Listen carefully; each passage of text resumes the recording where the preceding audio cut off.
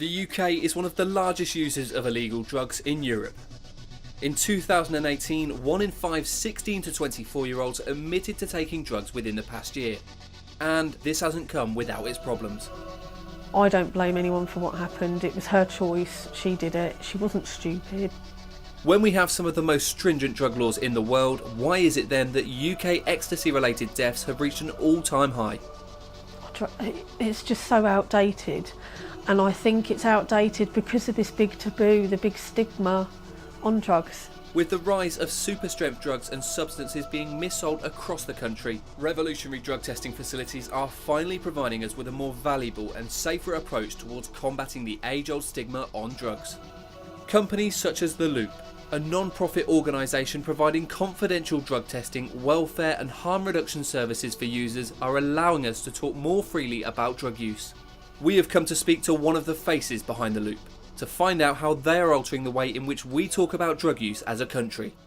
So The Loop is a drug safety testing organisation operating in the UK, and that means that we go to events and city centres to offer a publicly accessible drug safety testing service. Somebody can come in and drop off a sample, and a little bit later they come and talk through the result with a healthcare professional of what that sample was and what that means to them. One of the phrases that we use to describe the service is multi-agency safety testing, and this reflects one of the really important aspects of the service is that it is not just about The Loop and what The Loop does. We are also working together with other agencies on site, so that's the police and the medics and the welfare team, to help best safeguard the public who are at an event or members of the public who live in or are visiting a city.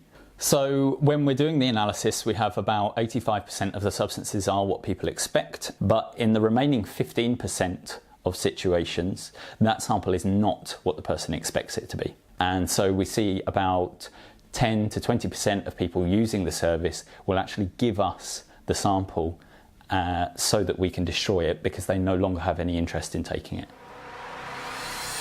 We visited The Loop at Boomtown Fair Music Festival in Winchester to see how their services work from a user's point of view and their plan for this year's festival season. So this is the reception area of The Loop's tent, and this is the place where service users can come in and drop off a sample of a substance of concern so that we can analyse it. The way that this works is that they will take a little scoop of a powder or a whole pill, and on the label on the outside of the bag they give us some information about the sample. It's really important to us to understand when a substance is being mis-sold, because that makes it a lot harder for people to understand and mitigate the risks associated with that substance. The first thing that happens to a sample is it's taken out of the bag that it was put in previously, and we document it, we record what the service user said about it and take a photograph and weigh it. Once that cataloguing process is finished, we transfer it for infrared spectroscopy. This is a really valuable technique to us which tests a sample within about 2 minutes. The chemist will then use their expertise to understand and think about what additional analysis now needs to be done on that. So we have a chemical separation process which allows us to pull apart the binder from the active ingredient or components in a different mixture, cocaine and a cutting agent, and allows us to test each one of them separately, which again helps us to get a really strong and accurate signal for them. It is a reality, whether we like it or not, and has been for a very long time, is that people will take drugs. Festivals are a really interesting and helpful place to offer testing because there are thousands of people in place for one weekend. There's a very high concentration of people that are likely to need the service. The problem with that is that it is only accessible to people who have got £100, £200 of disposable income plus all the expenses that they need to go to that event. So we've brought in the city centre testing as a way to be able to reach a much wider population of people who still need to use that service. They still need to have substances tested, and they still have huge benefit to be had from bringing them into contact with a healthcare professional.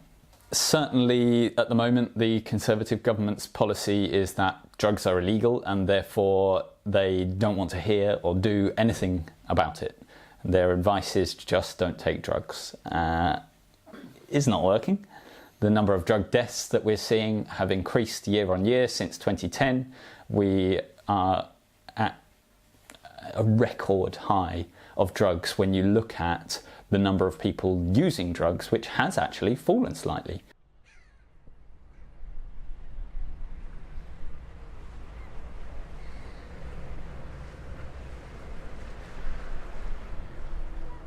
She was extremely stubborn, loud, obnoxious, but also very caring, very family, animal orientated.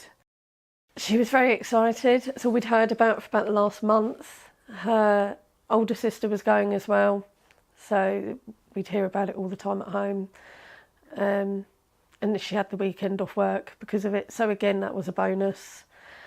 Her and her sister both got ready here. They got dropped off, her sister at a friend's house, and Georgia got dropped straight down at the grounds at about 12 o'clock, I think they got picked up. Her sister then called us at around 5 o'clock and said, "Mum, Georgia's fitting," and passed me over to a paramedic who explained that she was uncontrollably fitting. As far as they were aware, she'd taken 2 pills.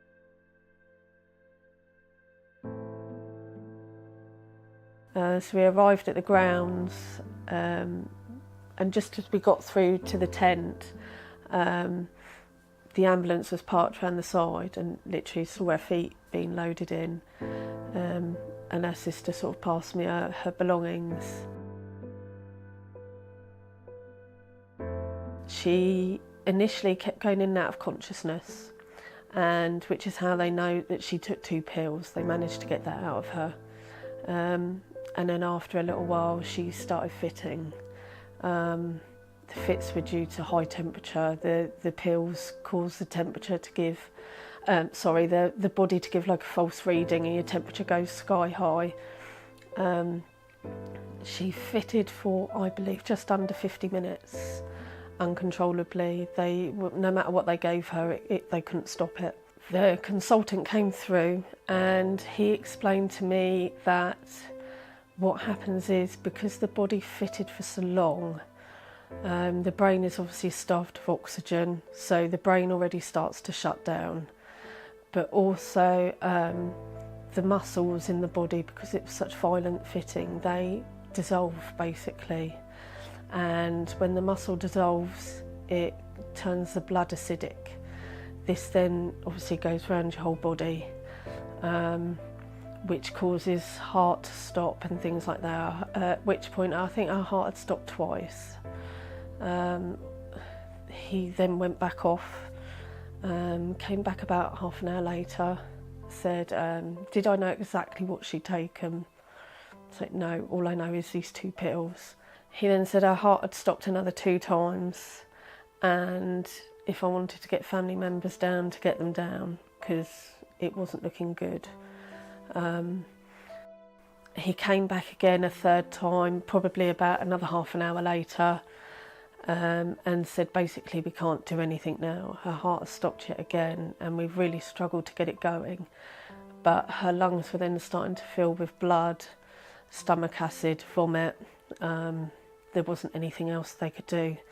So we had to go and turn the machine off, and she died at 8:20. So in that 3 hours from getting the phone call, that's it, she was gone.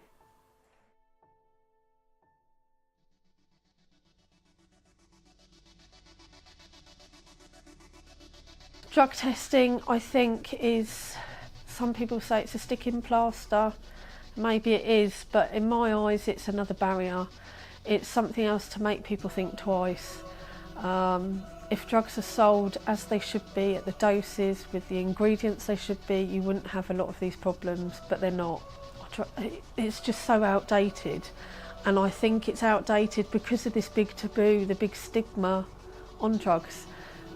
I don't quite understand. I don't know what the answer is, but I don't understand why there's this big stigma on drugs, and I think that stops a lot of these things being able to change. If people have that education, they can then make informed choices, and that's what it comes down to at the end of the day. You can't make an informed choice if you haven't got a clue what you're taking or how to take it.